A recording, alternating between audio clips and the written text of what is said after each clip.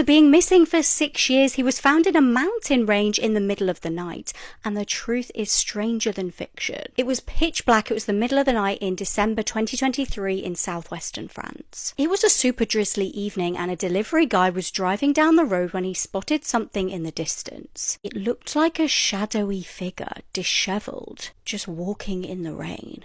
Very unusual at like 3 a.m. This wasn't an area that you'd just be randomly like walking in the middle of the night. It wasn't like a city or anything. It was an unlit road at the bottom of a mountain range. And as the driver got closer, he could just about make out that this was actually a teenage boy. And although he didn't know it yet, he was about to unknowingly solve a 6-year mystery. The boy that he could see on the road was Alex Batty from Oldham. He'd vanished without a trace 6 years prior. Now the driver pulled over and offered this guy a lift, and Alex hopped in, and that's when the truth just started spilling out. Rewind to when Alex was just 8. He moved to Morocco with his mum and granddad. From Alex's version of events, it sounds like they'd planned to stay there forever, but then eventually ran out of money. So Alex was sent back home to Oldham to live with his nan permanently. Months went by, and because Alex's nan was now looking after him full time, she was like, it makes sense for me to have full custody. But Alex's mum wasn't too happy about this when she finally returned to the UK, and they had a big custody battle. According to Alex, his mum ended up saying to the judge, "I want my property back," referring to Alex. And at that point, the judge decided, he's better off with his nan. Years went by, and then when Alex was 11, his mum organised a trip to Spain. Her, Alex, and the granddad.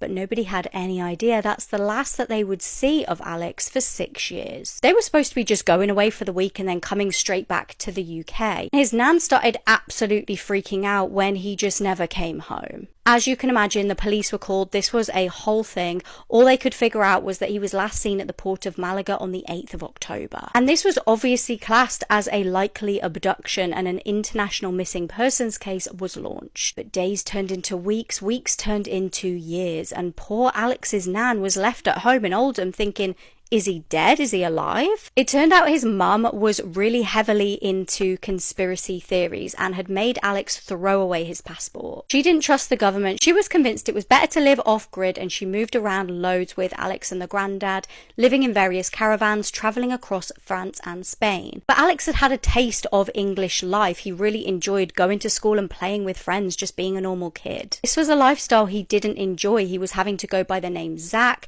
He was having to work on construction projects and actually work. He was really missing life back in the UK. And one day he decided, I need to just get home however I can. He wrote a note to his mum in the middle of the night explaining that he was going and she wasn't to worry about him. When he was eventually found by that delivery driver, he'd been trekking for days and had travelled over 22 miles. What he would do is basically like sleep in the day in a hidden area so that he wouldn't be seen, and then he would start walking during the night. He was just eating anything he could find on his travels, things out of people's gardens or in fields. Delivery driver did the right thing and dropped him off at a police station so that he could get some help. And as you can imagine, when he was reunited with his nan, they were both absolutely over the moon. He said, when I got back to Manchester, it was raining as usual. I was driven back to my grand's house and I walked in the door and she's in the living room. I started shaking and just gave her a massive hug.